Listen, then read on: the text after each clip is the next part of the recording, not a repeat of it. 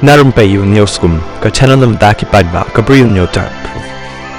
Ka Israel hakasngi palay kalaya thu bau he katanat sentiat jongka unlek ban syong hakajing yalang yakren yasuk bat ka Hamas bat kala kularu bakan sange no yakajing lek her thamasha Gaza ladaki he ka Hamas ki menjur yakajing yakut bat ki jing dawa jongka Israel namar laong bakajing themu yakren yasuk hakini ki por balalek kala long ka basep ai watla ka United States kala persyang shitom kat bala bakan pen yasuk no ka Hamas bat ka Israel nre hakani kasin laong bahadin ka jingyap jong he ka Hamas ubalong unong sala halor ka jinglek thombor ka Hamas si Israel ka US kalong bakani kalong ka por bat kalat ka babiang tamban wanra no ka jingyasuk hapadeng kite ki alyang mamla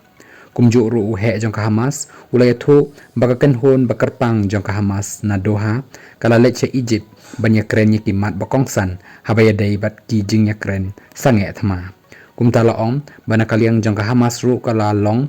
kabala kloy ban sange no ka thama bat ka Israel lara ka Israel ka menjore ki mat bat ki jinglawa jong ka Hamas ben ban ka Hamas kala ong baka Israel ka dei ban pha mi no yaki spai jong ka barok na Gaza strip bat ban pen phai no yaki to ki breu jong ka Gaza ki bala poi phet sakma sa Israel naduk bakhi ka thama bat kumju ru ban yakalyang lani ban ya pelaj no mar kalyang yaki to ki koidi ki baka Israel bat ka Hamas kila bat barok sikata hakaju ru kapor ka Hamas kala dawai ka Israel baka dei ban ailat ikitanat ka perthei makin pha yaki jingerap syapo Gaza naka benta ki pai ba nong song snong jong ka Gaza shu ru utei u he ka Hamas ulong baka te ka jingekren hakai ru ka long si benta naka jingtrei sitom jong ka Egypt ban yo ban wanra no yaka jingesuk hapreng ka Israel bat ka Hamas kumju nakaliang jong menteri rambadu ka Israel u Benjamin Netanyahu la padiang sngopha yakate ka jingklo jong ka Egypt ban yeng pedeng na benta ka Israel bat Hamas